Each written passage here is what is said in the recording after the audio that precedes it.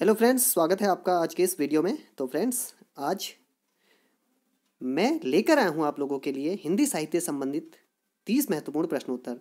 तो फ्रेंड्स, जो भी अभ्यर्थी यहाँ पर एलटी हिंदी की तैयारी कर रहे हैं तो वो भी मेरे इस चैनल पर आकर तैयारी कर सकते हैं हिंदी एलटी के लिए। और साथ ही जो समूह गौ के अभ्यर्थी हैं वो भी हिंदी से संबंधित, क्योंकि समूह गौ में भी 20 नंबर की हिंदी पूछी जाती है, तो वही भी मेरे इस प्रश्नोत्तरी में शामिल हो सकते हैं। तो फ्रेंड्स, प्रश्नोत्तरी शुरू करने से पहले मैं आप लोगों से रिक्वेस्ट करना चाहता हूँ, जो भी यहाँ पर नए अभ्यर्थी हैं वो मेरे इस चैनल को सब्सक्राइब करना ना भूलें। और अगर आप लोगों को ये वीडियो पसंद आए तो लाइक करना ना भूलें। और जो भी आपके विचार हों, जो भी ओपिनियन हो, तो आप कमेंट के माध्यम से बता सकते हैं। तो चलिए शुरू करते हैं आज की प्रश्नोत्तरी। एक एक करके हम चर्चा करेंगे सभी प्रश्नों पर। तो देखिए, पहला प्रश्न है यहाँ पर, हिंदी साहित्य को कितने कालखंडों में विभक्त किया गया है? ए 2, बी 4, सी 5 या डी 3? तो आप सभी को पता होगा, काफ़ी आसान प्रश्न है। हिंदी साहित्य को 4 कालखंडों में विभाजित किया गया है। तो आदिकाल, पूर्व मध्यकाल, उत्तर मध्यकाल और आधुनिक काल। तो ये जो आचार्य रामचंद्र शुक्ल जी की जो पुस्तक है हिंदी साहित्य का इतिहास, उसके आधार पर ये प्रमाणिक माना जाता है। प्रश्न संख्या 2, पृथ्वीराज रासो किस कवि की रचना है? देखिए, बहुत ही महत्वपूर्ण ये रचना है पृथ्वीराज रासो। तो किसकी रचना है? ए सारंगधर, बी नरपति नाल, सी चंद या डी जगनिक? तो पृथ्वीराज रासो किसकी रचना है? ये है आपकी चंद जी की। तो आपका ऑप्शन सी बिल्कुल सही है। और देखिए, कभी कभी पूछा जाता है पृथ्वीराज रासो इसमें कितने समय है, समय यानी कि खंड। तो इसके अंदर है आपके 69 या 69 समय या सर्ग। प्रश्न संख्या 3, जयचंद प्रकाश नामक महाकाव्य के लेखक कौन है? ए बलदेव चंद्र, बी भगवान सिंह, सी चंद या डी भट्ट केदार? तो इसका जो सही आंसर है वो है भट्ट केदार। प्रश्न संख्या 4, अमीर खुसरो का वास्तविक नाम क्या था? देखिए, वनडे जो एग्जाम होते हैं कई बार पूछा जाता है हिंदी में इस तरह के प्रश्न। कवियों के वास्तविक नाम पूछे जाते हैं। ए अब्दुल राही, बी शिव प्रसाद, सी अबुल हसन या डी सुदर्शन? तो इसका जो सही आंसर है वो है ऑप्शन सी अबुल हसन। तो अमीर खुसरो का वास्तविक नाम क्या था? अमीर अबुल हसन। प्रश्न संख्या 5, कबीरदास, तुलसीदास, सूरदास आदि कौन से काल के संत कवि हैं? देखिए, बहुत ही आसान सवाल है। तो अभी आपने पढ़ा था कि 4 कालखंडों में बांटा गया है हिंदी साहित्य के इतिहास को। तो ऑप्शन है आपके सामने, ए आदिकाल, बी भक्ति काल, सी रीतिकाल या डी आधुनिक काल? तो यहाँ पर ध्यान दीजिएगा, जो आपका भक्ति काल है ये इसका सही आंसर होगा, क्योंकि ये कबीरदास, तुलसीदास, सूरदास जी ये सभी क्या हैं? भक्ति काल के कवि हैं। और देखिए, भक्ति काल का एक अन्य नाम क्या है? पूर्व मध्यकाल। और रीतिकाल को कहा जाता है उत्तर मध्यकाल। ये चीज़ भी आप ध्यान दीजिएगा। तो देखिए, जो कबीरदास जी थे ये संत कवि थे, तुलसीदास जी राम भक्त कवि थे और सूरदास जी आपके कृष्ण भक्त कवि थे। ये भी आप ध्यान दीजिएगा। प्रश्न संख्या 6, बीजक किस रचयिता की रचनाओं का संग्रह है? ए जायसी, बी तुलसीदास, सी कबीर या डी सूरदास? तो देखिए, आसान सवाल है। इसका जो सही आंसर है वो है कबीर। तो इस बीजक किसकी रचनाओं का संग्रह है? ये है कबीरदास जी की रचनाओं का संग्रह।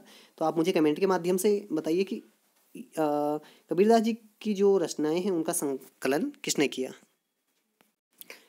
प्रश्न संख्या 7, मलिक मोहम्मद जायसी ने किस भाषा का सरल और साधारण रूप अपनाया था?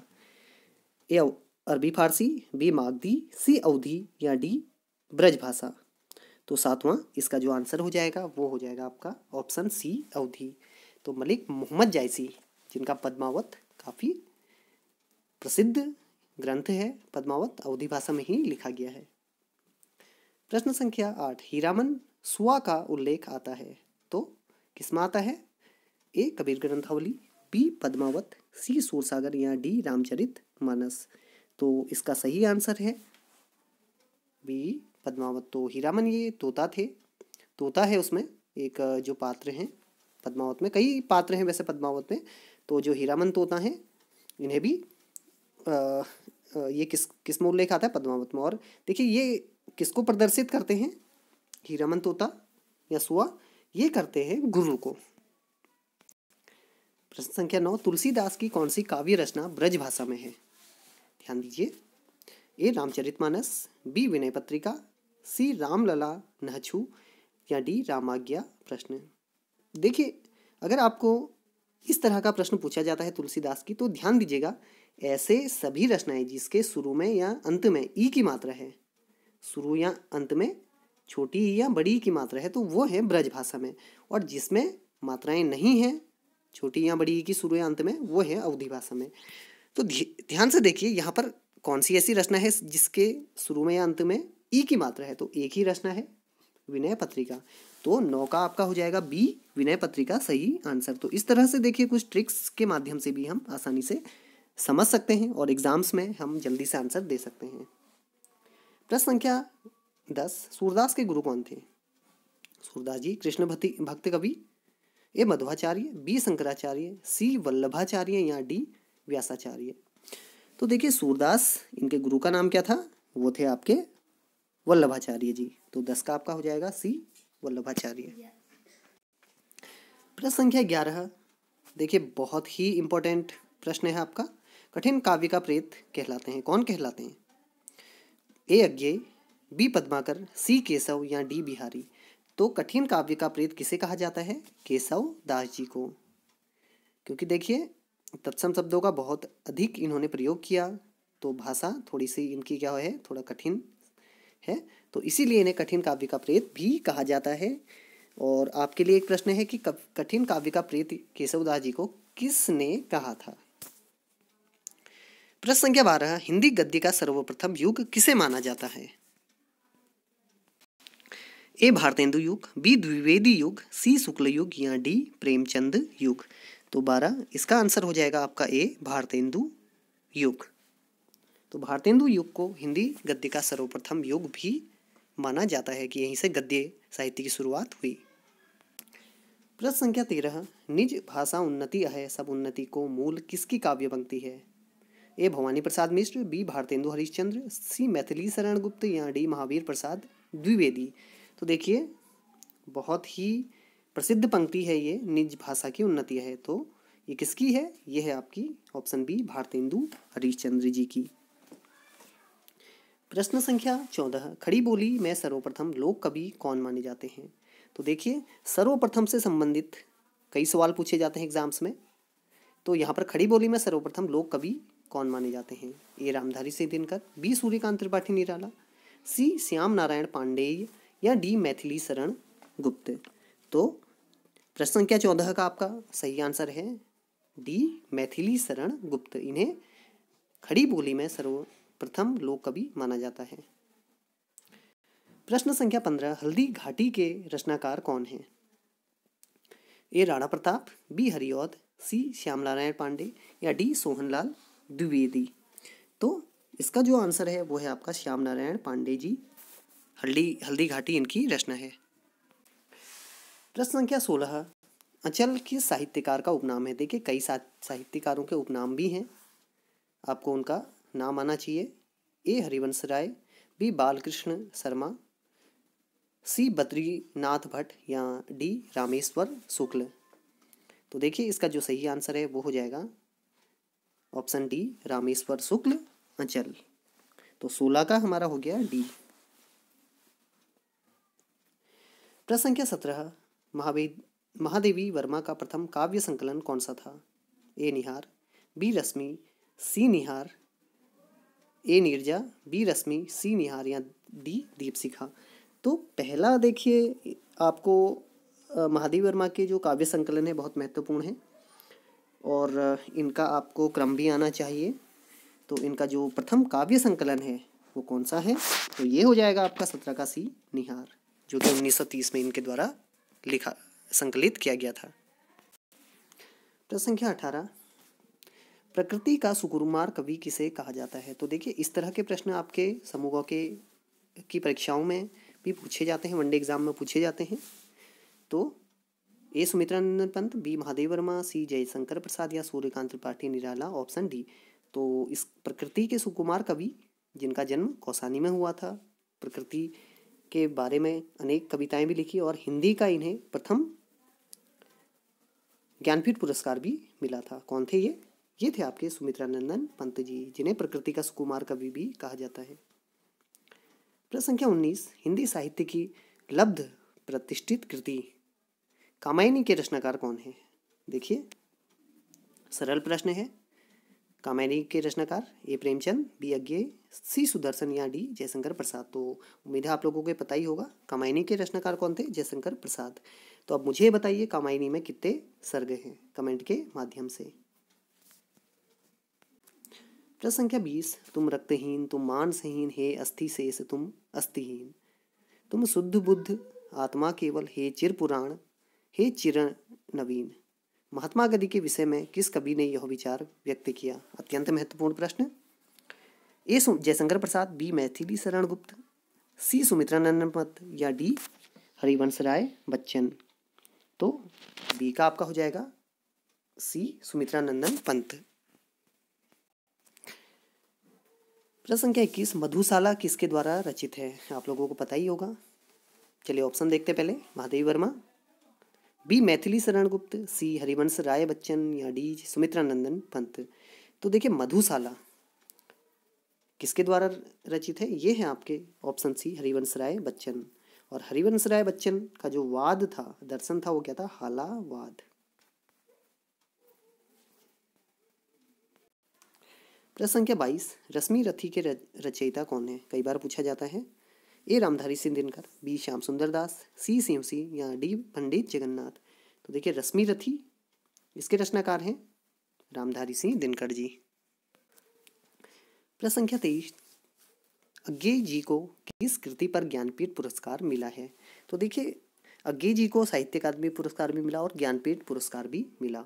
तो इस पर आप कंफ्यूज मत होइएगा। ऑप्शन देखते हैं। ए भग्नदूत, बी इत्यलम, सी हरी घास पर क्षण भर या डी कितनी नावों में कितनी बार। तो 23 का आपका सही ऑप्शन है ऑप्शन डी कितनी नावों में कितनी बार। तो ध्यान दीजिए कितनी नावों में कितनी बार के लिए इन्हें मिला ज्ञानपीठ पुरस्कार, और हरी घास पर क्षण भर इसके लिए इन्हें मिला था साहित्य अकादमी पुरस्कार। लेकिन यहाँ पर पूछा गया है ज्ञानपीठ पुरस्कार, तो आपका ऑप्शन डी सही हो जाएगा, कितनी नावों में कितनी बार। प्रश्न संख्या 24, इनमें से ज्ञानपीठ पुरस्कार विजेता नहीं है। ध्यान दीजिए किसे ज्ञानपीठ पुरस्कार नहीं मिला है? ए नरेश मेहता, बी कुंवर नारायण, सी कमलेश्वर या डी दिनकर। तो ध्यान दीजिए नरेश मेहता, कुंवर नारायण और दिनकर जी को ज्ञानपीठ पुरस्कार मिल चुका है, लेकिन कमलेश्वर को ज्ञानपीठ पुरस्कार नहीं मिला है। बल्कि कमलेश्वर को साहित्य अकादमी पुरस्कार मिला, कितने? पाकिस्तान के लिए, और जो उनकी रचना थी, लेकिन उन्हें ज्ञानपीठ पुरस्कार नहीं मिला। तो कमलेश्वर आपका सही आंसर होगा, इन्हें ज्ञानपीठ पुरस्कार नहीं मिला। तो 24 का सी। प्रश्न संख्या 25, साहित्य अकादमी पुरस्कार का प्रारंभ कब से होता है? तो साहित्य अकादमी पुरस्कार का प्रारंभ कब से होता है? आसान प्रश्न, 1955 यानी 1955 से। तो देखिए साहित्य अकादमी पुरस्कार पूछा जाता है कि सर्वप्रथम किसे मिला, किसे दिया गया? तो किसे दिया गया था ये आप मुझे कमेंट के माध्यम से बताइए। हालांकि रचना मैं आपको बता देता हूँ, रचना का नाम है हिम तरंगिणी। तो 1955 में हिम तरंगिणी के लिए किसे साहित्य अकादमी पुरस्कार मिला, ये कमेंट के माध्यम से बताइए। प्रश्न संख्या 26, कला और बुनाचाँद के लिए सुमित्रानंदन पंत को किस साहित्य अकादमी पुरस्कार से पुरस्कृत किया गया? ए ज्ञानपीठ पुरस्कार, बी व्यास सम्मान, सी मंगला प्रसाद पारितोषिक या डी हिंदी साहित्य अकादमी पुरस्कार। तो देखिए कला और बुनाचाँद के लिए कब मिला था इन्हें? 1960 में, 1960 में। और क्या मिला था? हिंदी साहित्य अकादमी पुरस्कार। और ध्यान दीजिएगा सुमित्रानंदन पंत को ज्ञानपीठ भी मिला था। हिंदी में ये पहले कवि थे जिन्हें हिंदी के क्षेत्र में ज्ञानपीठ पुरस्कार मिला 1968 में। किसके लिए? चिदम्बरा के लिए। लेकिन 1960 में उससे पहले इन्हें क्या मिल गया था? हिंदी साहित्य अकादमी पुरस्कार। किसके लिए? कला और बुनाचाँद के लिए। प्रश्न संख्या 27, अलका सरावगी को किस रचना के लिए हिंदी साहित्य अकादमी का पुरस्कार मिला? ए यारों के यार, बी एक लड़की, सी कली कथा वाया बाईपास या डी कितना बड़ा झूठ। देखिए इसका जो सही आंसर है वो है ऑप्शन सी, कली कथा वाया बाईपास। इसके लिए अलका सरावगी को क्या मिला था? हिंदी साहित्य अकादमी पुरस्कार।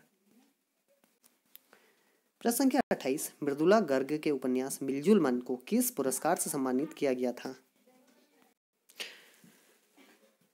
ए देव पुरस्कार, बी व्यास सम्मान, सी ज्ञानपीठ या डी साहित्य अकादमी पुरस्कार। तो देखिए मृदुला गर्ग, इनका जो उपन्यास था मिलजुल मन, इसके लिए इन्हें मिला साहित्य अकादमी पुरस्कार। तो ये ध्यान दीजिएगा, सही आंसर है 28 का डी। प्रश्न संख्या 29, 29, ठेठ हिंदी का ठाठ किसकी रचना है? ए ज्योतिरीश्वर ठाकुर, बी अयोध्या सी उपाध्याय हरिऔध, सी किशोरी दास वाजपेयी या डी चंद्रधर शर्मा गुलेरी। तो देखिए ठेठ हिंदी का ठाठ, तो ये निबंध किसने लिखा था? ये लिखा था आपका अयोध्या सिंह उपाध्याय हरिऔध जी ने। तो ऑप्शन बी सही हो जाएगा। तो फ्रेंड्स आज का जो अंतिम प्रश्न है 30वां, वो आइए देखते हैं। निष्कवच उपन्यास किस लेखक की कृति है?